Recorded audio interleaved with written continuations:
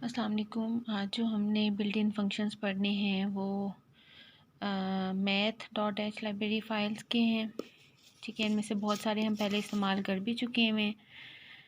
तो आज हम देख लेते हैं बाकी के कौन कौन से फंक्शन उसके अलावा हैं जो हम इस्तेमाल कर सकते हैं। हमारे पास एक हेडर फाइल होती है math.h, तो वो हमारे पास उसमें कुछ अरिथमेटिक के कैलकुलेशन से रिलेटेड कुछ इंपॉर्टेंट फंक्शंस होते हैं। उनमें से सबसे पहले हम देख लेते हैं, एक ABS होता है, ये एब्सोल्यूट वैल्यू के लिए फ़ंक्शन होता है। इसमें होता ये है कि हम ABS यानी लिख के और फिर पैरेंथेसिस के अंदर वो वैल्यू दे रहे होते हैं। ये एक वेरिएबल भी हो सकता है या कोई कांस्टेंट वैल्यू भी हो सकती है। तो ये करता ये है कि उस वैल्यू की एब्सोल्यूट जो है वैल्यू फाइंड आउट करता है उस इंटीजर की। इसको आगे मैं प्रोग्राम में आगे एक्सप्लेन करूँगी कि कैसे एब्सोल्यूट वैल्यू मालूम की जाती है। अच्छा, अगर इंटीजर की एब्सोल्यूट वैल्यू मालूम करनी हो तो ये ABS फंक्शन यूज़ होता है, और अगर फ्लोटिंग पॉइंट नंबर की एब्सोल्यूट वैल्यू मालूम करनी हो तो ये फैब्स का फंक्शन जो है वो यूज़ होता है, यानी फ्लोटिंग पॉइंट एब्सोल्यूट वैल्यू। इसका सिंटैक्स भी यही है, पहले हम लिखते हैं एब्सोल्यूट और फिर अंदर हम वो वैल्यू देते हैं जिसकी हमने एब्सोल्यूट वैल्यू मालूम करनी होती है। इधर हम प्रोग्राम देख लेते हैं। देखिए, हमने एक math.h लाइब्रेरी फाइल्स को ऐड किया है। उसके बाद हमने एक वेरिएबल n लिया है इंटीजर टाइप का, और एक हमने फ्लोट लिया है f टाइप का। हमने दोनों की वैल्यूज़ यूज़र से गेट कर ली हैं। n में हमने इंटीजर की वैल्यू गेट की है और f में हमने फ्लोट की वैल्यू गेट की है। तो अब हमने एब्सोल्यूट वैल्यू चूँकि प्रिंट करवानी है, तो absolute value of n is ABS n, और the absolute value of f is ABS of f। अब अगर आप यहाँ पर देखें, एब्सोल्यूट वैल्यू होती क्या है, जो कि पॉजिटिव वैल्यू होती है। अगर आप एक इंटीजर की दे रहे हैं तो -5 है, वो +5 हो जाएगा, और अगर फ्लोटिंग पॉइंट है -3.8 तो वो +3.8 बन जाएगा। उसके बाद हमने जो नेक्स्ट फंक्शन एक देख रहे हैं, ये हमारे पास है सील। जो फंक्शन हम कह रहे होते हैं, ये राउंड ऑफ कर रहा होता है फ्लोट या डबल वैल्यू को। अच्छा, अब राउंड ऑफ करने के भी हमारे पास दो तरीके हैं। ठीक है, एक तो राउंड ऑफ करना होता है टू द नेक्स्ट इंटीजर को, उसके लिए हम सील का फंक्शन यूज़ कर रहे होते हैं। ठीक है, और एक और हमारे पास फंक्शन होता है जो कि फ्लोर यूज़ हो रहा होता है। भी ये क्या कर रहा होता है, round of float double value को एक इंटीजर में कर रहा होता है, लेकिन एक ऐसा इंटीजर जो कि ओरिजिनल वैल्यू से बड़ा ना हो। ये वाला ओरिजिनल वैल्यू से बड़ा को करने के लिए, और ये वाला उसको छोटे को करने के लिए। अच्छा, अब कैसे बड़ा या छोटा ना हो इस वाले का हम आगे प्रोग्राम में देखते हैं, तो हमें अच्छी तरीके से पता चलेगा हमने कैसे यूज़ किया है। पहले हम इसका एक सिंटैक्स देख लेते हैं। इसमें भी क्या करना होता है, जो वैल्यू होती है फ्लोट या डबल, वो हम इसके अंदर देते हैं और फिर हम इसके सील का फंक्शन कॉल कर लेते हैं। इधर भी हम वो वैल्यू अंदर देते हैं और फ्लोर का फंक्शन कॉल कर लेते हैं। अब इसकी एग्जांपल देखें, इससे आपको अंदाज़ा होगा।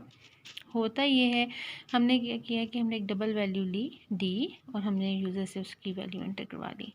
हमने जब सील के फंक्शन के थ्रू उसको डबल करेंगे, उसको राउंड ऑफ करेंगे, और फ्लोर के थ्रू भी राउंड ऑफ करेंगे, और फिर हम कंपैरिजन देखेंगे कि क्या वैल्यूज़ आती हैं।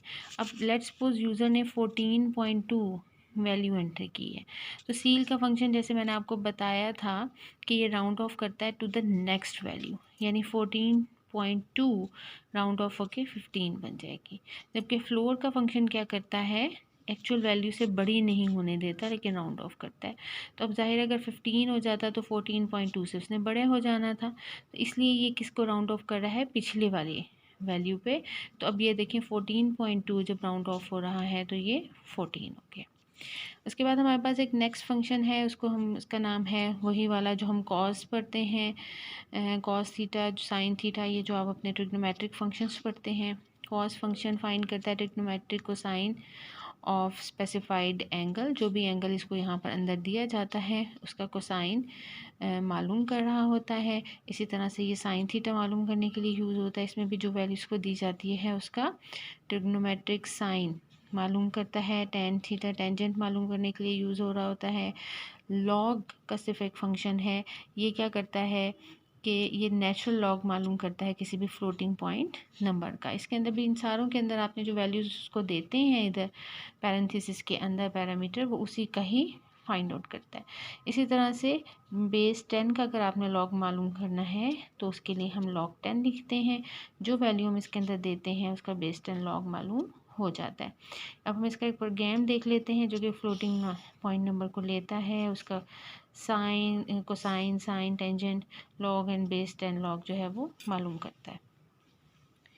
ये देख लें हमारे पास हमने एक फ्लोट लिया है n। यूज़र से हमने कहा है कोई भी फ्लोटिंग पॉइंट वैल्यू एंटर करें, हम उसको n में स्टोर करवा रहे हैं। अब उसी n के ही आप देखें कि ले रहे हैं cos of n, sine of n, tan of n, log of n and log of 10 of n, log 10 of n। तो अब ये जो भी वैल्यूज़ होंगी ये उनकी ट्रिग्नोमेट्रिक वैल्यूज़ कैलकुलेट होके तो साथ प्रिंट हो जाएंगे। अच्छा, उसके बाद हमारे पास एक और फंक्शन है जिसका ये क्या फाइंड कर रहा होता है, ये रिमाइंडर फाइंड आउट करता है। ये एफ मॉड लिखा हुआ है, ठीक है। आपने मॉडुलस ऑपरेटर पढ़ा होगा।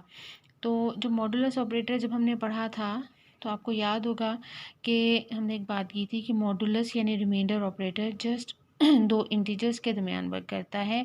फ्लोटिंग पॉइंट वैल्यूज़ के दरमियान मॉडुलस ऑपरेटर काम नहीं करता। तो मॉडुलस ऑपरेटर रिमाइंडर होता है, यानी आफ्टर डिवीजन जो चीज़ बच जाती है ये वो अपने पास स्टोर करवाता है, आम रिमाइंडर ऑपरेटर। लेकिन अब हमने अगर दो फ्लोटिंग पॉइंट वैल्यूज़ का रिमाइंडर मालूम करना है तो फिर हम वो कैसे करेंगे, उसके लिए फिर हमारे पास एक फ़ंक्शन है एफ मॉड का, ठीक है। अब ये क्या करता है, ये रिमाइंडर मालूम करता है dividing to floating point number values. इसमें जो दो वैल्यूज़ हैं, एक एक्स होगी और एक वाई, इसके दो पैरामीटर्स होंगे। एक्स जो है वो इसका क्या होगा, नोमिनेटर होगा, और जो वाई होगा वो डिनोमिनेटर होगा। अब जैसे इसके एक एग्जांपल में देख लें, यूज़र ने अगर 5.3 पहला नंबर एंटर किया और दूसरा 2.5 किया है तो इसका मॉड क्या आ जाएगा, हमारे पास 0.3 आ जाएगा।